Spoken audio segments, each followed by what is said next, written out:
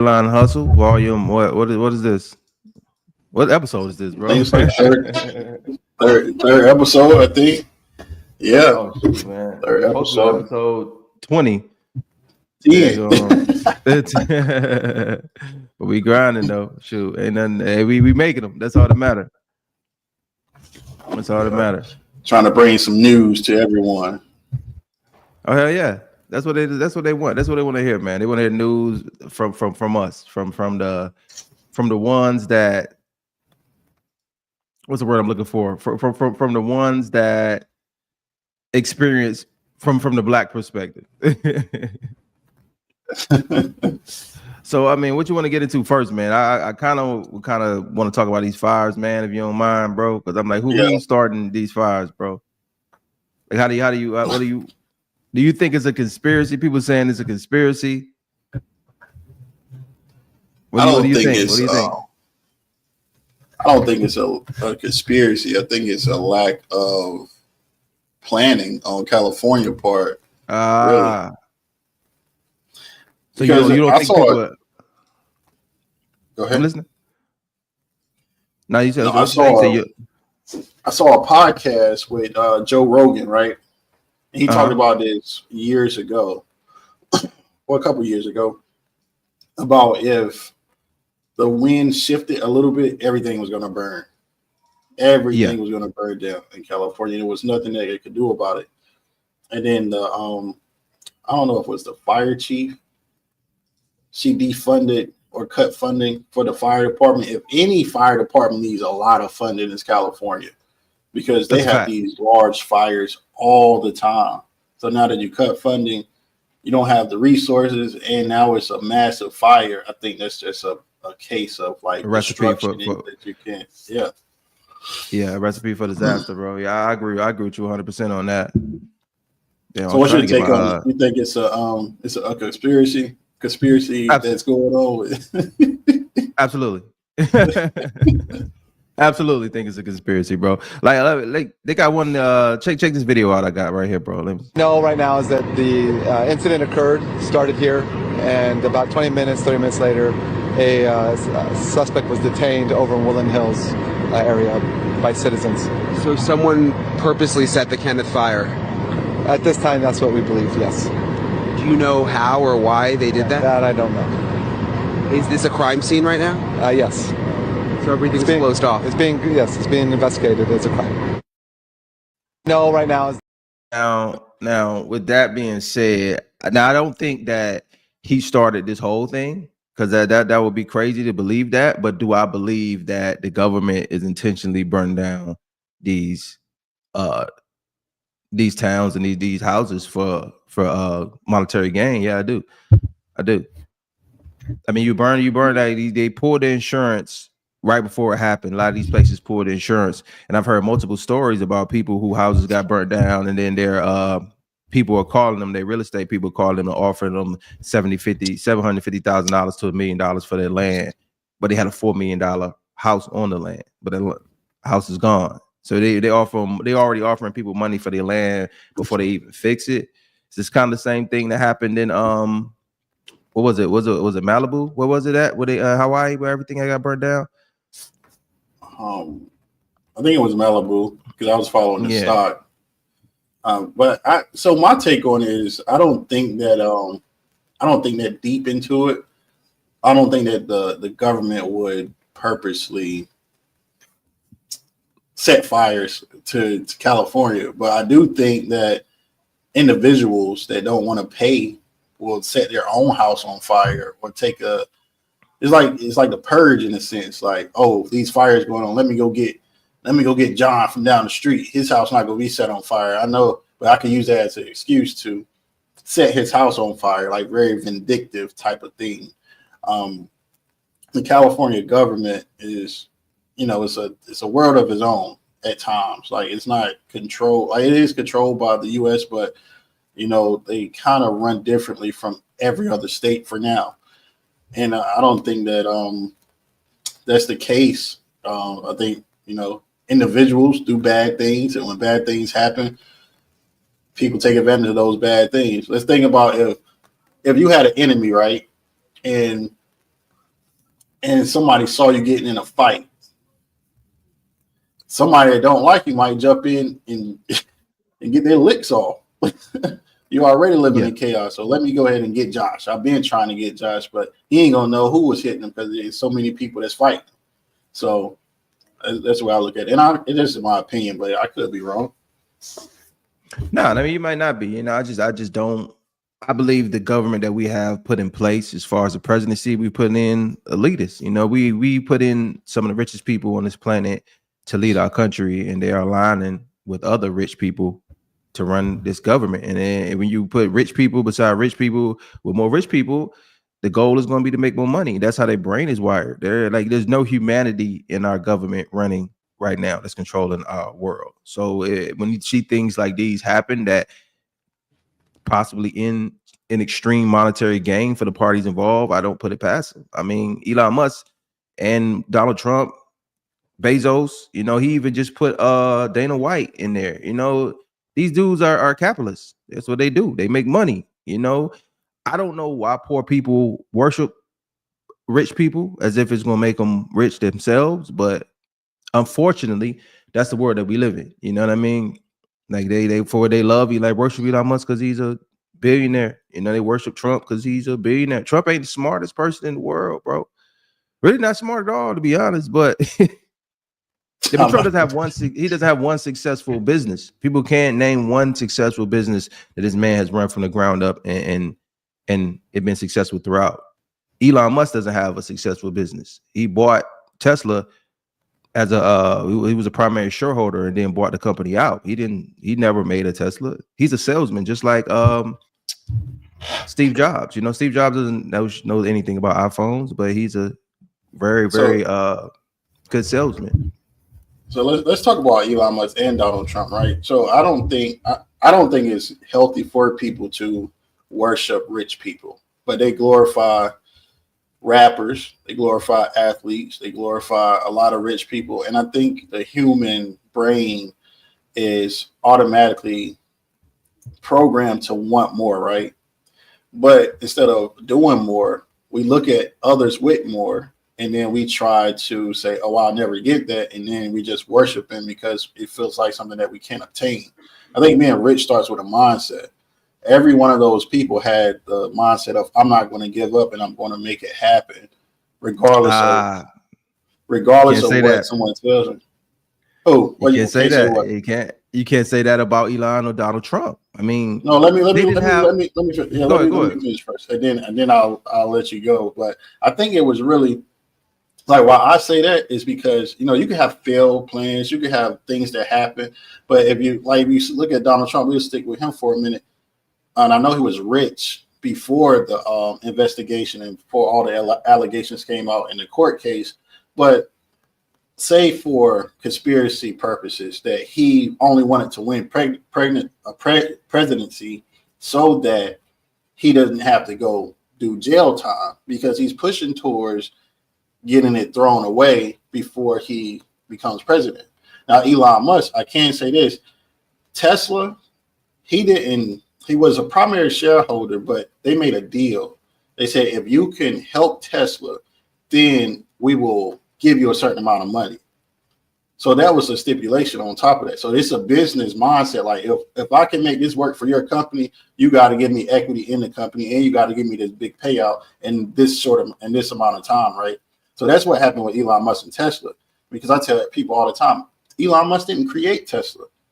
He did not, but he did work inside Tesla to help them become what they are today. So his thoughts, his ideas, his motivation, the things that he tried to push into Tesla, and he doesn't care about the social media aspect of what people say about him. That's a great thing because a lot of people like us, we'll look at social media, we start comparing ourselves to like people that's fit, people that's like women, that's people that's slim or got BBL, stuff like that. And then we'll feel like, oh, I need to shortchange myself by getting it the quick way, but that stuff did not happen over time.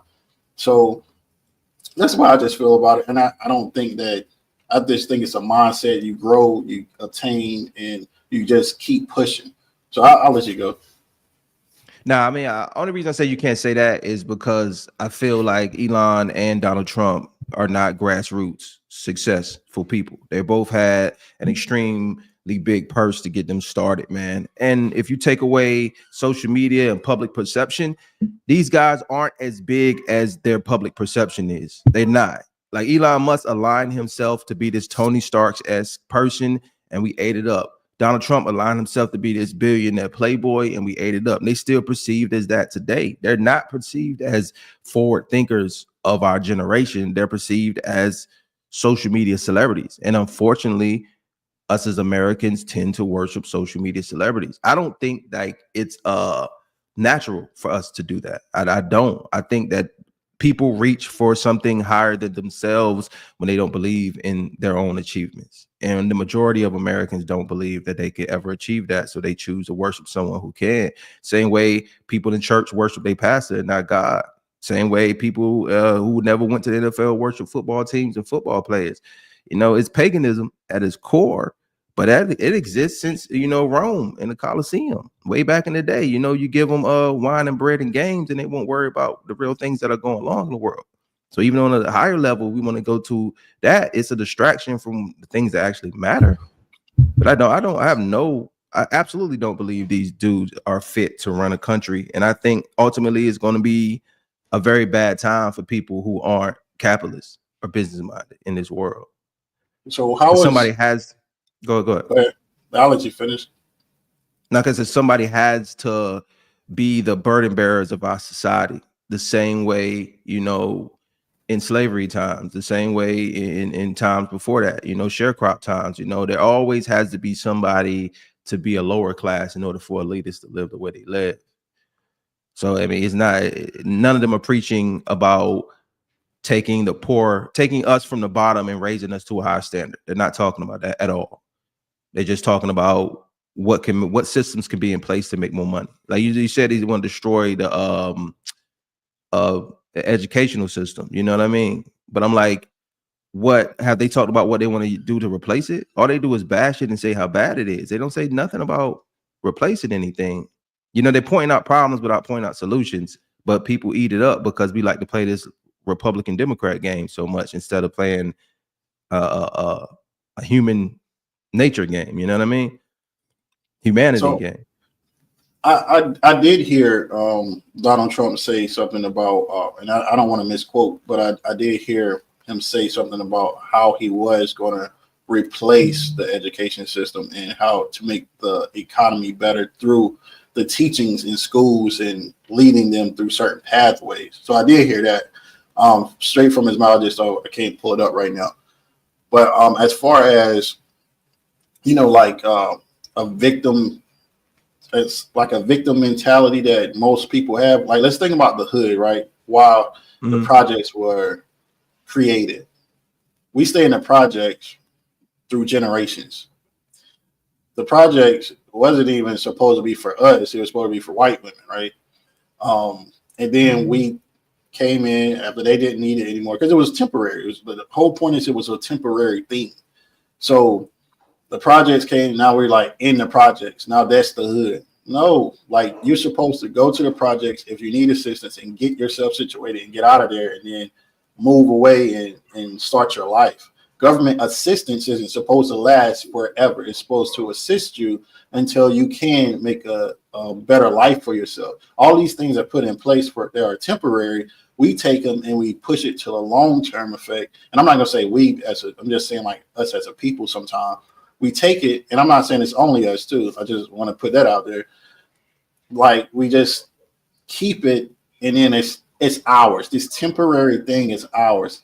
So something that is supposed to be used for temporary gain, we keep it long term, and then we wonder why we have the effects of it not working right anymore or it diminishing in value.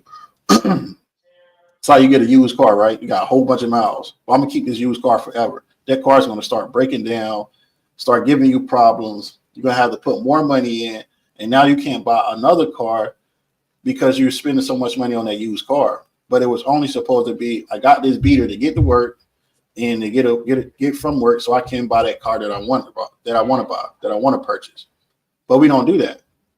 We just stay there. We stay in the same spot. We don't want to change our life. We don't want to change our bodies. We don't want to change our mind. We stay continuously putting things that inside of us that's going to set us back a lot of times.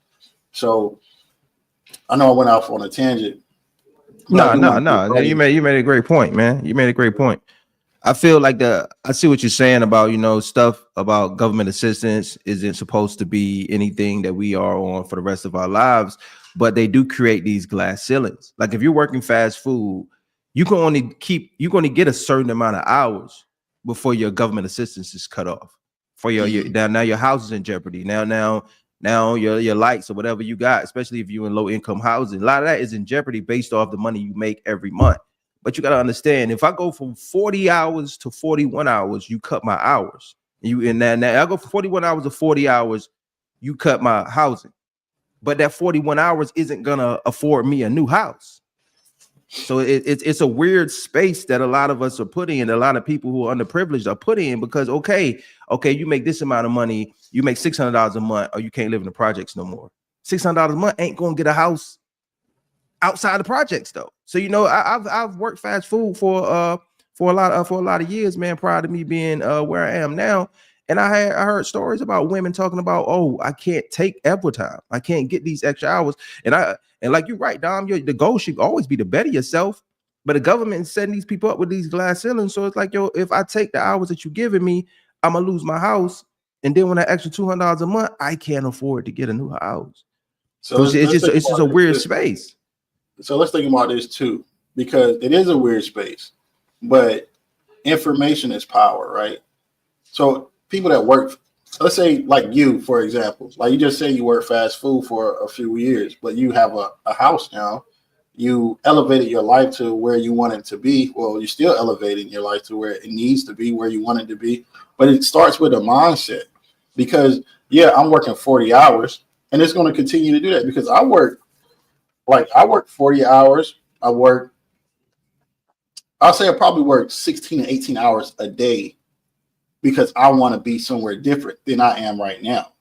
So what's the difference between me putting in time and effort and then going later and putting in more time and effort, and I still go to the gym and I do all of these things? But I was doing those things when I was making $7.50 too. So you get the correlation. Like if you don't have the information, if you don't have a mentor, if you don't put forth the motivation and the work, the aspirations, and want someone to teach you, then you're going to stay in that spot. And if you continue to use the government, they're going to continue to use you, because you're going to continue to fill their pocket, because they're not going to tell you, okay, well, here's a way that you can get out of the projects. They're not going to do that, because why would they do that? There's no reason for them to do that.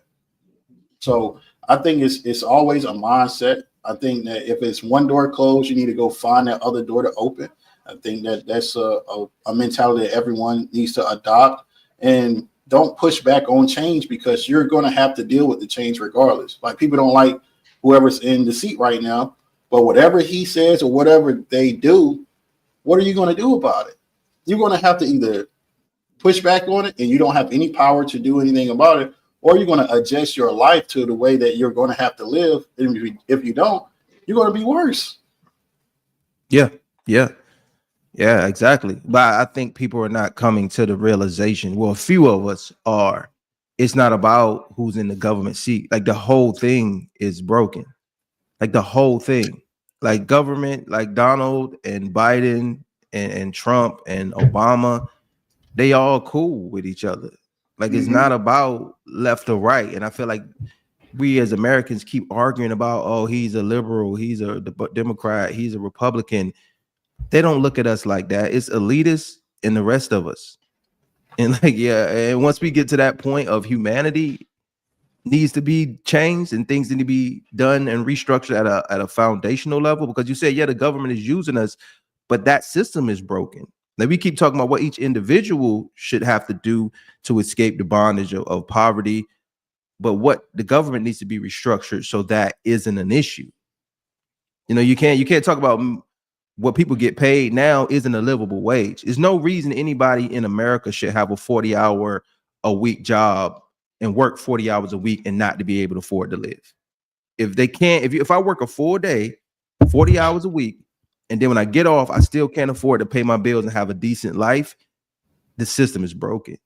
And I feel like we got to come to a place where we admit that this is it's not right. The system needs to be restructured and redone. And Elon Musk and Donald Trump have no desire to fix it. They winning. So why do you feel like they have no desire to fix it? Because I look at it from a different perspective, because I was in the government and I have worked in corporate too. So when I think about what they're doing, right, they want the U.S. to be a powerhouse. And it goes against like trying to cater to everyone. And I'm not talking about internal. I don't mean like the US, they're going to take advantage of us. I'm talking about the people on the outside, because we pay a lot of money to a lot of different countries when we could keep that in-house and pay our people that's in the US more money to live in the US and have those jobs and have that security that you were speaking about. So if you think about this in this way, like he just had a lunch or a dinner with the Canadian president, right? Whatever. He said, I don't know. The Canadian president said, I don't know if I'm going to be able to pay these tariffs that you're trying to put on us. Like, we're not going to be able to survive. And he was like, well, if you can't pay the tariffs, you're hitting your mic, man. You gotta back up or something. Yeah. Yes, my I had to slide your chair back. Yeah. So if you can't pay these tariffs that we're trying to put on you, why don't you just become the 51st state of America? So if Canada was to be brought in, that's another income, that's another resource, that's someone else that's going to be pumping into America. And just like the Gulf, American Gulf, that's what he's calling it, the American Gulf. We take over things, then we get more money, and we, the U.S. people, can live better rather than us paying all this money out to different countries, and they taking advantage of us because they know that we're spenders. The U.S. is the biggest spender of certain products and services in the world. Like, people want us to spend their money. We go to Dubai, spend a whole bunch of money. We go to different countries, spend a whole bunch of money on different things. That's just us. We spend money. We don't have any discipline on spending money. But I think that's what the thing is. And I'm not on either side. Like, I'm for supporting my family and making sure that my friends and family live a certain way and trying to help other people get to where they need to be as well. But I look at it from a logical perspective, not emotional or opinionated things that most people try to do. I look at the data. I'm very data driven. So if it's not data points to back things, I don't believe it. So I really don't feel like anything that they do is going to result in us having more money. I think it's a weird illusion that people actually believe if we start imposing tariffs on all these different places that for some reason we going to be more rich. Like, we're not. Yeah, the money goes to the government. I don't think we're going to get anything from it. I think the idea of America becoming a superpower is one thing. Okay, that means a lot more of us going to go to war. That should not go to war. He's already said he already doesn't mind taking being physically assertive to get this Gulf of Mexico. So that's that. So now you arming up people and they have to go fight for something that you want, for something that's not going to benefit us monetarily. I don't think none of this is going to come back to us being like, oh man, thank God Trump was president. Now I got a bunch of more money in my bank account. I absolutely don't believe that. And he has not. Until they show me how this equals more money for me, I do not believe that. So why do you feel like tariffs and different things, like where's your disconnect with that? And I'm not saying that it will happen. I'm not saying that at all. Because people buy into this level of patriotism the same way. Okay, America's so strong, America's so mighty, America can do XYZ, and if Trump's going to make America strong and I'm on the American team, therefore I'm a better person. Okay, you made no money though. You made no money. You live in the same house. You got the same arrangement you had before he was in the office. But since you're American and America now is bulldozing and taking all this stuff from all these countries and not taking no crap, somehow that makes you better and proud to be an American. I don't live under the umbrella of this fake level of patriotism. I don't care what he want to go out and do and say we took this from so and so if that doesn't result in my family being in a better place. And I do not think it will. I think people love the feel powerful. The Trump loved to come out here and say, hey, yo, we'll take it. We'll go to war. They won't do this to us. If I was in charge, this would have never happened to us.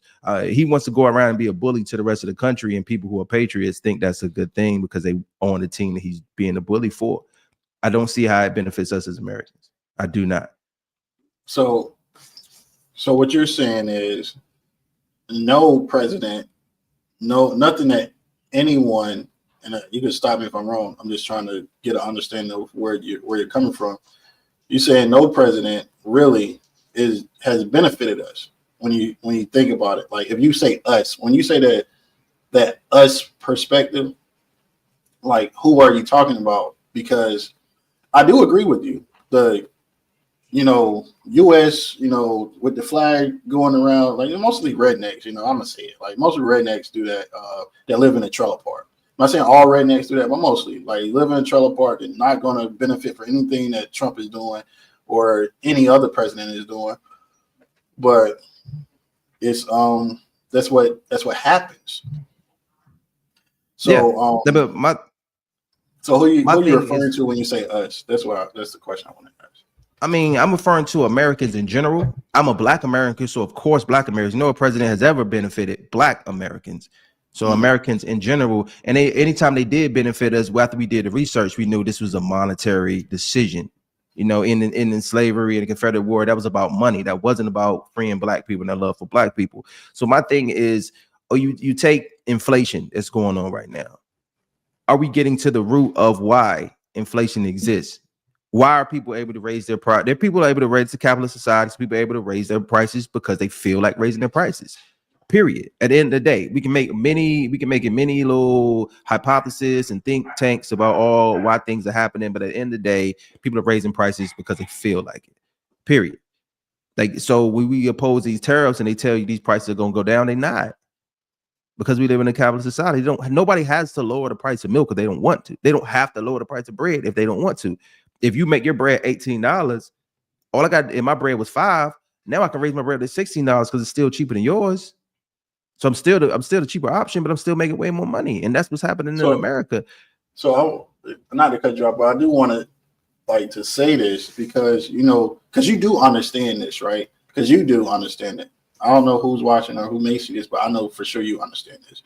So with raising prices, if you raise your price and I'm selling the same product, I can raise my price to try to keep up with you, but if I lower my price for cheaper, wherever I'm buying it from, as long as I'm profiting, I can make larger purchases and you'll go out of business because I'm lowering my price. It's cheaper than yours. So it all goes back to where are we getting this stuff from? So if we're getting it from a different supplier, if we're getting it from an overseas supplier and they raise their prices and we have to pay them more, then we have to raise our prices here to profit from it. So if we don't, then we're going to go in the negative. And that's just like if you buy, sell, you know what I'm talking about. If you're doing that, then that person that you're getting your stuff from, and I'm getting my stuff from the same person, of course our price is going to be the same. But if I'm getting my stuff at great quality from a different place, you're going to be looking for that person to get that product from for the same quality at a cheaper price so you can get it quicker, faster, so you can lower your prices so you could get that product out quick. Yeah. And now I'm outselling you because my prices are cheaper than yours. So it got to be the outside that has an effect on the inside. That's what logically that makes sense. Because you talked about the numbers. Okay, if the price of rice goes up and I'm selling rice-a-roni, then therefore my rice-a-roni has to go up because the person I'm getting the rice-a-roni from is charging more. That makes perfect sense logically, but that's not what's happening. If you go follow the money and follow the numbers, the price of rice isn't going up. The price of milk isn't going up. The price of cows, the price of chickens, the price of pork is the same. They just charge them more because they feel like it. That's what's happening. We sit here and blame what's happening with imports and exports for inflation. That's not what's happening. And that's what's even worse about this is when we do charge these tariffs and we do the research and you find out we were paying $1 for a pound of rice and now we paying 35 cents. The price of rice isn't going to change. That's what I'm saying. These companies are never going to lower it. Why? Why would McDonald's ever bring a dollar menu back if we're already paying for these $2 in value? Like, it's never going to happen. We're going to price ourselves out of existence. We the only one. They say we're going to be the first. They're saying we're going to be the first society to destroy ourselves because of greed. And it's right now. I believe it. I believe we're going to kill ourselves as a human race because of greed right now. Yeah, I agree with that. But I do think that one of the biggest things, imports and exports, is not just the products. It's how we get it. You get what I'm saying? Gas, oil, things like that. So those tariffs on gas, oil, and making those manufacturers, like, the quickest way to get it. So gas, oil, and time. How long does it take to get gas and oil over here to be used for truck drivers, ships, like all of that stuff that takes something to run and transport? That's what the tariffs are going to go towards. Like, that's what is killing us. To get it now, to produce it, to buy that product, or to get it, it's cheap. But to get it over here with time and speed, that's the problem. Getting it here is, you got to go around all of these things, and it takes so long to get here. And then you can only fit a certain amount on a ship, a certain amount in planes. And you can only have so much going at once in an area. So that's the logical thing. Like, yeah, like, you could drive to go get a product. You can go buy that product. But if I got to take a 3-hour trip, and Josh, you take a 1-hour trip, you're going to get back home in the time it take me to get there. You're going to be already selling, and I'm going to be trying to get back to sell. So it's the speed, the time, the effort, where the routes that we need to go, what we're producing. How do we fuel the vehicles that we have to get the stuff from X, Y to Z? That's the tariffs. That's the transport routes, the things that we need to get. But, like I said, it's just me logically speaking, not opinionated at all. I'm just thinking through this logically. So yeah, we're thinking about what's in front of us. Yeah, like the suppliers in the US that grow stuff and things like that, they still have to have trucks to transport it to these different places. And the people that pay for these trucks are the big corporations that are going to be marking prices up because gas is going up, because oil is going up, because of all of these things. So you got to factor that in to your product as well. A lot of people go bankrupt and their business don't succeed because they don't think about the other things. They only think about, well, if I sell this, then I'm gonna make this amount of money. But they don't think of the overhead. They don't think about, well, I need to go get it.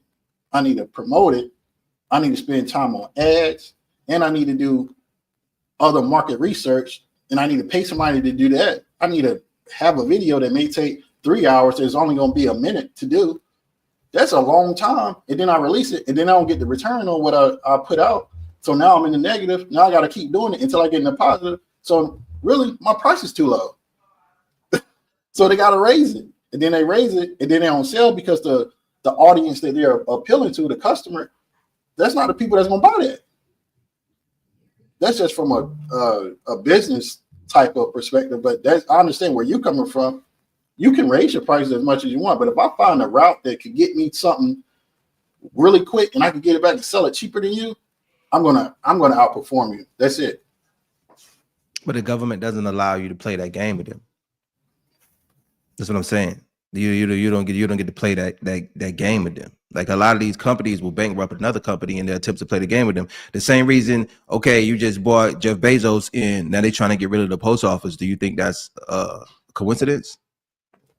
No, I don't. I think Jeff Bezos played the hand that he was dealt. Like, he said, well, I know if I build this relationship with this person that potential, because it could have went either way. If Biden and Kamala were to win, it would have been people catering to her. You get what I'm saying? So Jeff Bezos was going to do that regardless. That might have been in his front view the whole time. When I started Amazon, how can I make my business better than every other business? So he's thinking, I do the same thing that the post office does. Let me throw this out here. And we do faster, more efficient deliveries. And and the government is cool with privatizing the post office because he's friends with somebody who owns a corporation, and you see, like, that's not wrong. We It's don't not wrong. benefit from that. I would hire you before I hire somebody else. No, And I would let you the hire, post office be the post office. It's a government no. establishment. What I'm saying, and the government establishments, it does need to be restructured. I am going to say that, and I'm not like for anything, but I'm saying like the same way that we live our day to day, like I'm gonna get something from you rather than get it from someone else. Everybody is the same person, even if But that's no matter not what how the much government money. should be run like, though, bro. I get it. If you have a privatized company and you have one of your friends, cool. The government wasn't made to do that. You don't You're get to right. come in here I'm and not hire saying your that it's wrong. friends. You're right. I'm not saying that it's wrong, but I'm just saying you cannot dictate how something runs, right? You can't say like you can't do this because the people or whoever was in place we got to pick better candidates if you're going to say that, But right? Got it. And we don't have that's control over that either. But the government, that's exactly what the government is for. Like, we're supposed to pick it and tell it how it's run. It's for us. It's a governing body for us people. We're supposed to control the government. We're supposed to control the police. We pay yourself. That's what it was created to do. Like, it's for the people, to serve us. Be for white people. That's what the government was created. Yeah. I mean, that's whatever. So, I agree with you. yeah, But at its core, that's what it was created for us to do.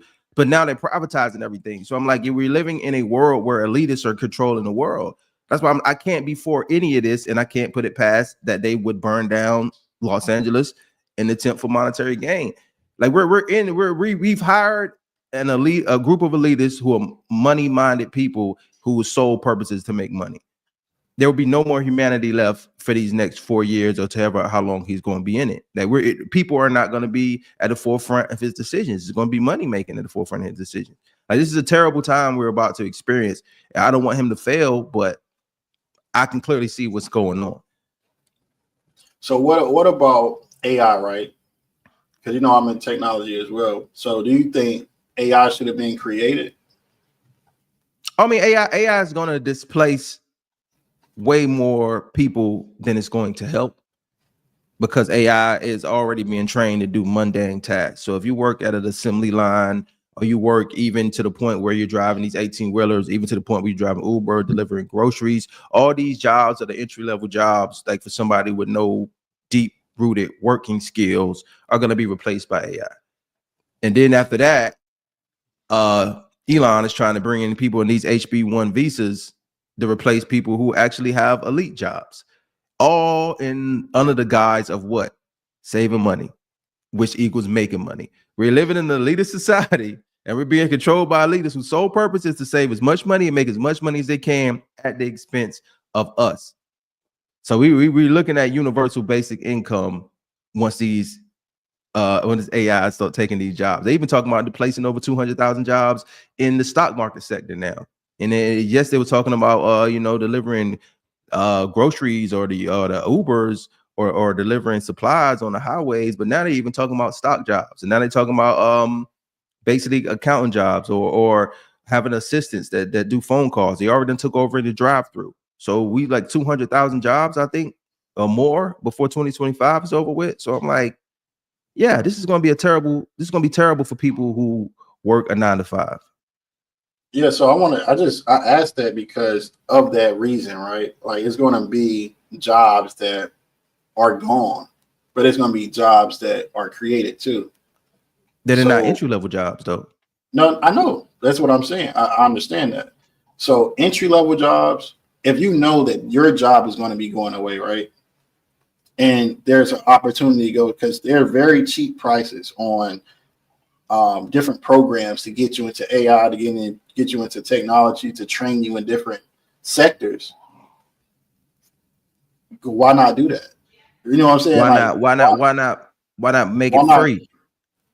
Why not make it free? Why not? If you know what's happening, coming from the institute. No. I'm saying this though, but that is a thing. They're not going to make it free because they're using resources to create it. They have to have people to teach it. They have to, they had to pay money to do it, right? So but if you make it free, money in front of humanity again. You're right. Like, this is all I'm saying. We can't control that, but you can take advantage of it before it's out. At a price where you can't reach it.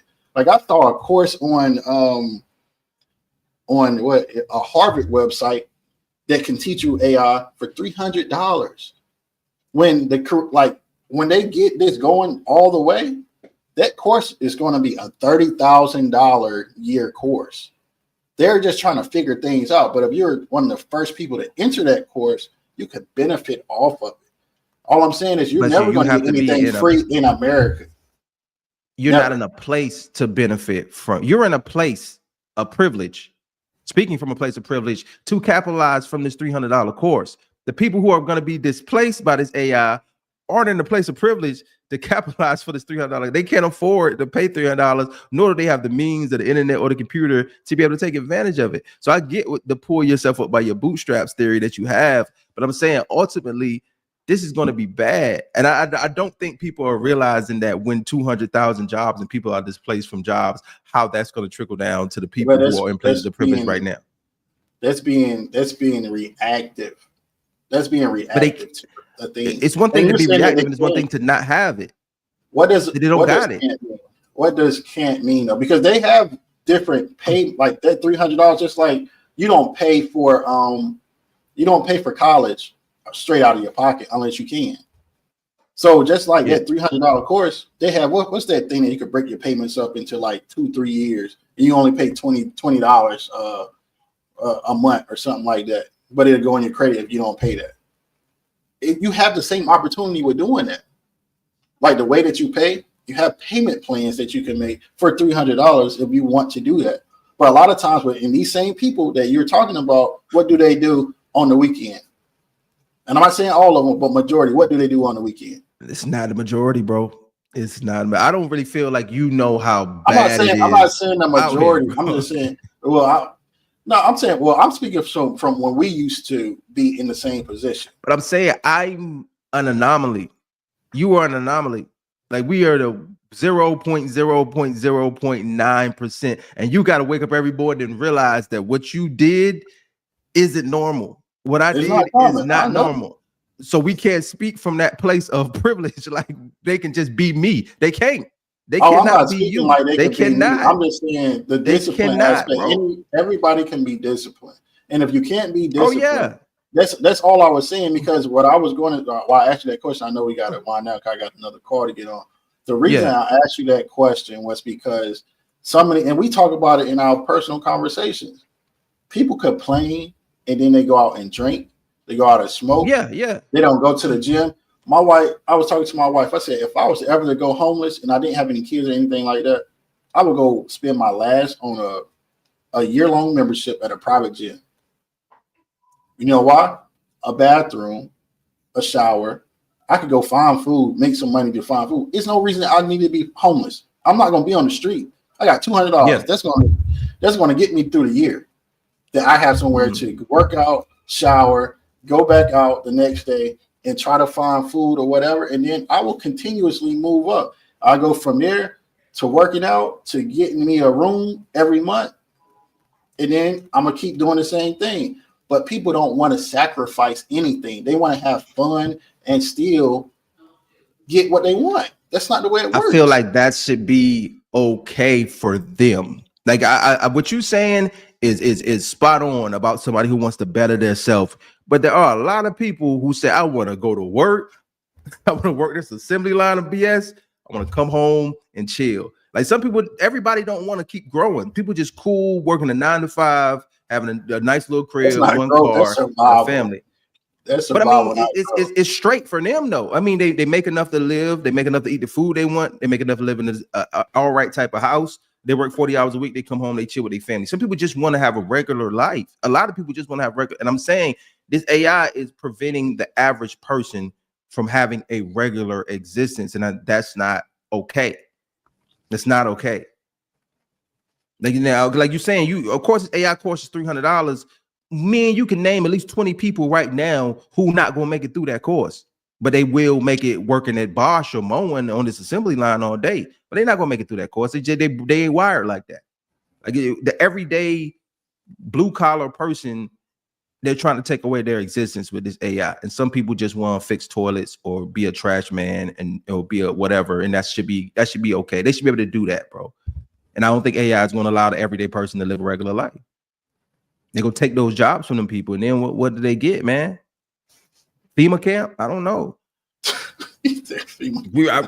Bro, they talking about universal basic income. It's a real thing. You look it up. They're giving people stipends to live off of, and they living in these houses. That's why BlackRock is buying up all the real estate, because they don't want people to be able to own houses, so they're gonna live in these rented houses with these stipend. It's gonna be bad. It's gonna be bad if it works out the way some people are saying it's gonna work out, bro. There's no more glass ceilings. You're gonna have a concrete ceiling. This is how much money you get to live off a month. This is where you have to live at. Well, before we end, because I want to keep this conversation going, I think we'll jump back on Monday. Yeah, for sure. Some more topics, but we can keep this conversation going. I got a call at 9:00. But before we end, I do have a course to help people get ahead of this curve. If you want to enter the course, hit us up. Description in the bio, Instagram, Facebook, all of that. Hit us up. Let me know if you want to enter the course. It's a 4-week course that'll help you get into those jobs, those very high-paying jobs, and we can continue to grow together. I'm going to help you guys if you're willing to help yourself. So that's a fact. That's what it's going to take. It'll take people like you to have to help people, bro. People like me to have to help people, because, hey, they ain't helping us. They not helping us, bro. All right, that's it for Headline Hustle. We'll see y'all Monday. Facts. These niggas trying to kill us, bro.